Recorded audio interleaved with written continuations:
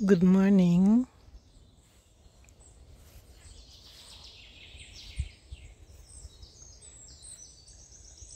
Nandito tayo sa backyard garden. Itutur ko kayo.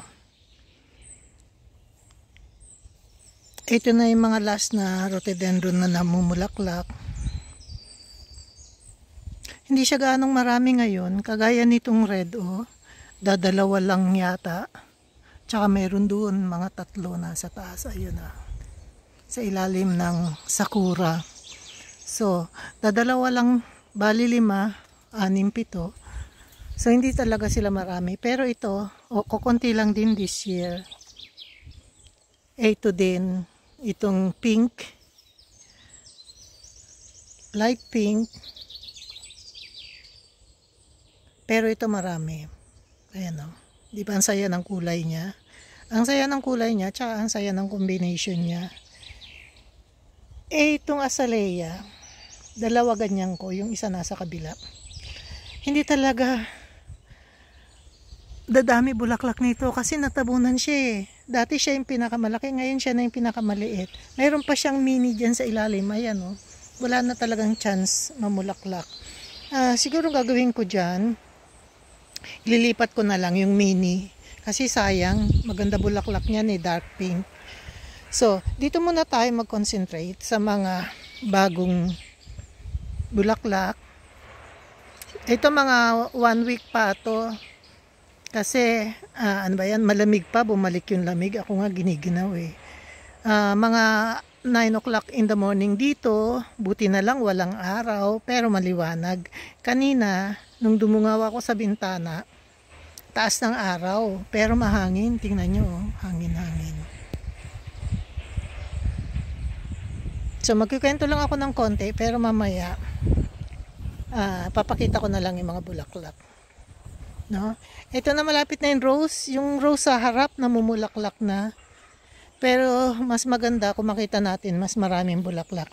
Ito puro roses yan, microrhizum, Geranium microrhizum. Ito mamayang hapon, tatabasin ko yan. Ipiprune, lilinisin. No? Gagamitan ko ng mini tools. So ito yung katabi niya, yellow at saka green. No, parehong sort yan. Kalimutan ko lang kung anong pangalan. Ito na yung Rosarium Utterson. May lumilitaw ng konti. Yan na siya. May sumisilip ng kulay. Mga 1 week pa yan. So, ang rhododendron dito, patapos na. Kasi 2 weeks na rin yan. Usually maximum na buhay niyan 2 weeks. Lalo na kung umaraw. Kasi papalit-palit ang panahon eh. Araw, liwanag. So, dito muna tayo sa loob. Kasi bihira dito. Ito, kahapon, ililinisin ko sana ito eh. Wala namang bacteria. Ano ba yun? Lobat yung yung tools ko. Kaya hindi ko nagawa. Ito yung snowballs hanggang ngayon. Meron pa rin kasi nasa likod, hindi siya nakadirect sa sun. Meron. Hindi pa makita, pero meron. May mga bunga ang dami. Grabe, ang dami. Diyos ko, ang dami-dami. Sana mabuhay lahat. Ang ganda po niyan tingnan. Kasi pag bumigat yung bunga, bababa siya. Abot ko siya. Maraming bungang abot ko yan. Ang dami niyang bunga. Nakakatuwa. Sana hindi mahulog. Pero wala ako na harvest dyan. Naunahan ako ng ibon. Ng squirrels. So, ito meron pa rin tayo dito. Nauna na to. Kaya patapos na to. Hindi kagaya dun nasa kanan yung nauna. Tsaka ito din. Tingnan nyo. Patapos na rin. No? Nag-light yellow na siya. So, galing na tayo dyan sa likod. Di na tayo papasok dyan. So, itong white totally tapos na talaga. Kasi yan ang unang-una sa lahat. Ito yung sinasabi ko sa inyong red. May lumabas na isa. Padaang ka dyan. Ano to eh? Ano ba yan? Hazelnut. Ewan ko kung may bunga. Pag namunga yan, makikita natin. So, ito siya, diba? 2 ganyan ko eh. Kaya lang, pag di siya naka full sun, konti lang siya mamulaklak. Hindi ko na siya pwedeng ilipat na, ayun, may bulaklak pang isa sa baba. Hindi ko na siya pwedeng ilipat kasi more or less 20 years na yan, So, too late nang ilipat.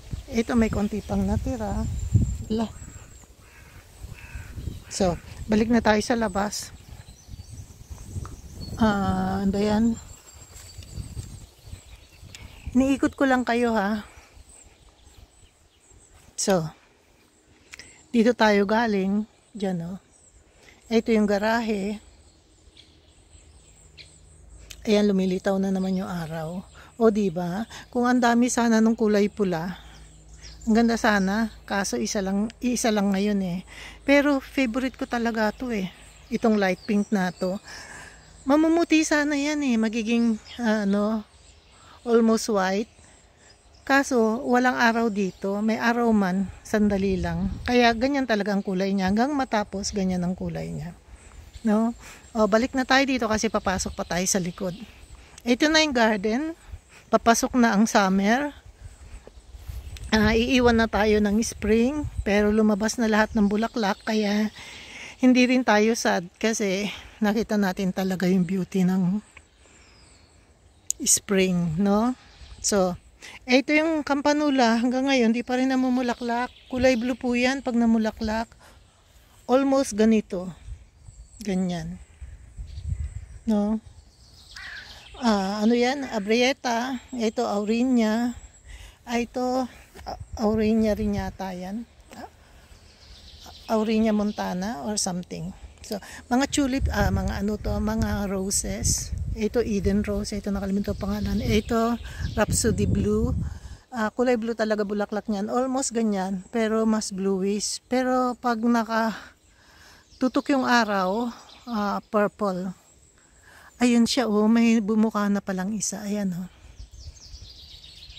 Bihira ang ganyang color, bihirang-bihira sa roses, bihirang-bihira ang ganyan. No? Pag hindi siya tinaman ng araw, blue talaga siya. So, ayan, may mga tira-tira pang azalea. Mas late yan kasi siya, nasa shade.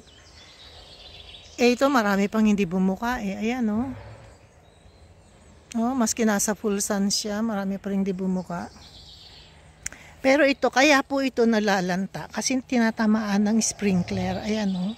Tingnan nyo yung kalahati niya, hindi.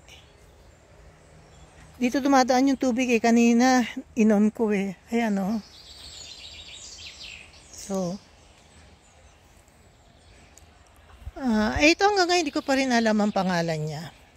Ito, Rose de Ritz, Cordes yan. Yan yung ginagawang perfume na flowers. Na roast. Pag bumili kayo ng mga perfume nyo, tingnan nyo yung mga laman nun. May sandalwood, may lily of the valley, may lavender, may Rose de Ritz, at saka ginger, whatever. No? So, ito naman, allium. Yan yung giant allium. Itong mga normal na allium, tapos na. Tapos ito, may nakatagong, poppy. Makikita natin yung poppy mamaya. Mag-umpisa na eh. Pero hindi pa bumuka. Itong snowballs, patapos na. No? Pag natapos ng snowballs, makikita nyo parang snow siyang nahuhulog. Ayan, oh. O, diba? So, ayan siya. Ayan yung Vigila, Vigili, Columbine, Azalea, Rhododendron. Ito late talaga to, itong kulay red. Ayan, oh. Azalea po yan. Ito ang pinakamabango kong azalea. Pag namulaklak yan, ang bango-bango dito, parang siya, para siyang lilacs. Ang lilacs kasi napakabangong bulaklak. Yung lilacs pala, included pala yan sa sa ginagawang perfume, no? So, ayun pa, may orange pa dyang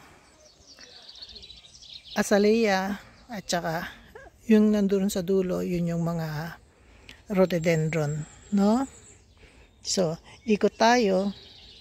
Ito mga rosary, yan? Ano na nga ba to? Geranium mycorrhizum.